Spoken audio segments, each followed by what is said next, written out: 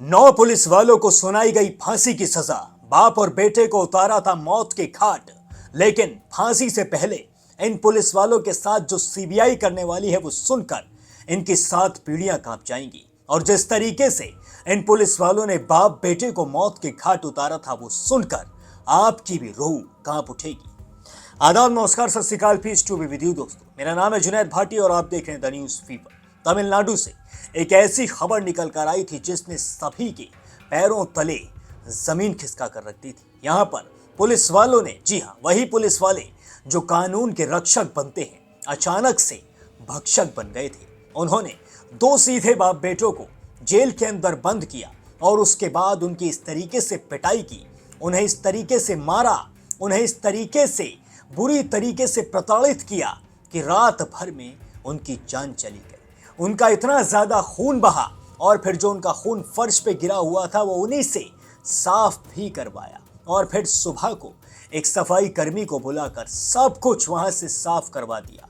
इस तरीके से ये प्लान रचा गया। इस तरीके से उन्होंने इस घटना को अंजाम दिया कि किसी को पता चल ही न सके। लेकिन वो कहते हैं ना कि झूठ को आप कितना भी छिपा लीजिए, वो एक ना एक दिन सामने आ ही जाता है। जी हाँ, ये कहानी शुरू होती है साल 2020 से, यानी कि कोरोना काल से। कोरोना काल चल रहा था और इसी बीच ये दोनों बाप बेटे अपनी फोन की दुकान भी चला रहे थे।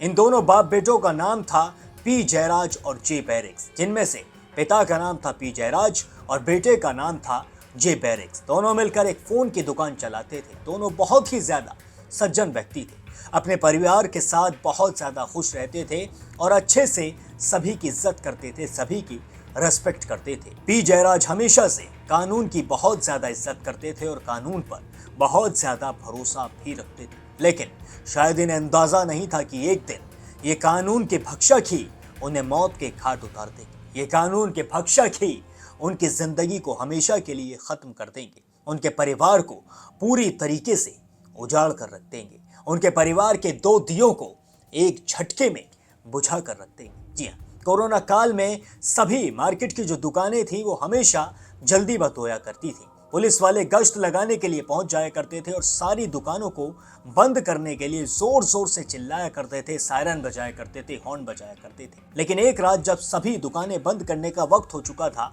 पूरी मार्केट को क्लोज करने का वक्त हो चुका था, उस दिन पी जयराज और जे बैरिक्स की दुकान थोड़ी सी लेट बंद हुई। शायद हो सकता है कि एंड मौके पर एक छोटा सा काम आ गया था जिसमें 5-10 मिनट वो लेट हो गए शटर को नीचे करने के लिए। अचानक से वहां पर पुलिस वाले पहुंचते हैं और पी जयराज और जे बैरिक्स से बहुत ज्यादा बदतमीजी से बात करते हैं, इन्हें बहुत बुरी तरीके से हड़काते हैं और डांटते हैं। इसके जवाब में पी जयराज पुलिस वालों से कहते हैं कि साहब हमें माफ कर दीजिए, सिर्फ 5-10 मिनट की देरी हुई है, अब हम बंद करके अपने घर जा रहे हैं और रोजाना हम अपनी दुकान वक्त से बंद कर ही लेते हैं। आज ये गलती हुई है, आज के बाद इस गलती को हम नहीं दोहराएंगे। लेकिन ये पुलिस वाले पता नहीं घर से क्या सोच के आए थे। ये पी जयराज और जे बैरिक्स को अपने साथ बाइक पर बैठाते हैं और पुलिस थाने लेकर चले जाते हैं। इन्हें सलाखों के पीछे डाल देते हैं। आप सोच रहे हैं एक छोटी सी गलती, जरा सी गलती, जो बहुत ज्यादा मामूली गलती है, एक दुकान बस थोड़ी सी लेट बंद करना, इसी गलती पर इन्हें थाने ले जाया जाता है। कोतवाली में ले जाकर इन्हें सलाखों के पीछे भी डाल दिया जाता है। और जब ये खबर पी जयराज और जे बैरिक्स के घर वालों को मिलती है, इनके परिवार वालों को मिलती है, तो सभी के सभी थाने के बाहर जाकर बैठ जाते हैं। वो सोचते हैं कि कुछ ही देर में पुलिस हो सकता है कि पी जयराज और जे बैरिक्स को छोड़ दे, बाहर आने दे। लेकिन पुलिस वाले जयराज और जे बैरिक्स को छोड़ते नहीं हैं, बल्कि इनके साथ मार पिटाई शुरू कर देते हैं। इन्हें इतनी बुरी तरीके से पीटते हैं कि ये सोचने पर मजबूर हो जाते हैं कि आखिर इनका गुनाह क्या है, आखिर इन्होंने ऐसा क्या कर दिया कि इन्हें इतनी बुरी तरीके से पीटा जा रहा है। और ये पुलिस वाले तब भी नहीं समझते हैं। ये लगातार पी जयराज और जे बैरिक्स को मारना शुरू करते हैं और लगातार इन्हें मारते रहते हैं। पी जयराज और जे बैरिक्स का खूब खून बहता है।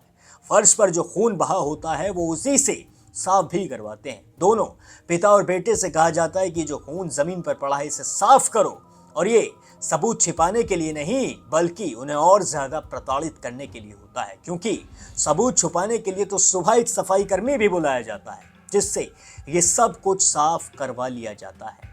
और इस केस में जो बातें निकल कर आई, जो चीजें निकल कर आई, वो ये है कि जब पी जयराज जो जे बैरिक्स का रिमांड लिया गया था, जब रिमांड के ऑर्डर्स लिए गए थे मजिस्ट्रेट से, तो उन्होंने पी जयराज और जे बैरिक्स की एक बार हालत भी नहीं देखी थी कि पुलिस वालों ने इनकी हालत कैसी कर दी है। बताया तो ये भी जाता है कि मजिस्ट्रेट ने ऊपर अपनी बालकनी से खड़े होकर ही इशारा कर दिया था कि अब तुम इनका रिमांड ले सकते हो, यानी कि पुलिस इन्हें रिमांड में लेकर जा सकती है। जी हाँ, जिसके बाद और ज्यादा पी जयराज और जे बैरिक्स को प्रताड़ित किया जाता है। ऐसा लगता है कि पुलिस वाले कोई आपसी दुश्मनी इन दोनों बाप बेटों से निकालते हुए नजर आ रहे हैं। लेकिन जब पी जयराज और जे बैरिक्स का बहुत ज्यादा हालत खराब हो जाती है, बहुत ज्यादा खून बह जाता है, तो फिर पुलिस वाले इन्हें सरकारी अस्पताल में भर्ती कराते हैं। सरकारी अस्पताल में भर्ती कराने के बाद भी इनकी जो रिपोर्ट होती है उन्हें बिल्कुल नॉर्मल दिखा दिया जाता है, पर इनका खून इतना ज्यादा बह चुका होता है, इनके कपड़े पूरे खून में लथपथ हो जाते हैं, जिन कपड़ों को पुलिस वाले सरकारी अस्पताल के डस्टबिन में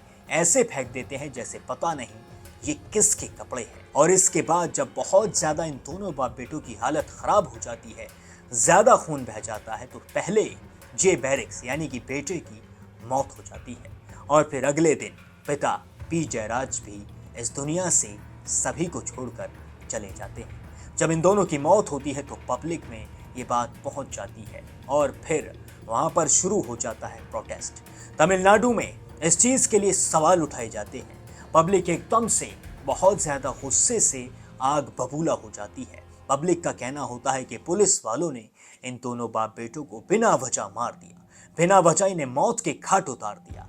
जिसके बाद मामला पहुंचता है सीबीआई के पास। सीबीआई जब इस केस की तहकीकात करती है तो सीबीआई अपनी चार्जशीट में लिखती है कि पी जयराज और जे बैरिक्स दोनों ने कोरोना काल का या फिर लॉकडाउन का कोई भी नियम नहीं तोड़ा था। जी हाँ, इन्हें बेवजह इतनी बुरी तरीके से मारा गया। पुलिस वालों ने इनसे कोई अपनी आपसी दुश्मनी निकाली, जिसके बाद 2020 के 6 साल बाद तक भी ये पुलिस वाले सिर्फ और सिर्फ सलाखों के पीछे होते हैं। इनके ऊपर जांच बिठाई जाती है।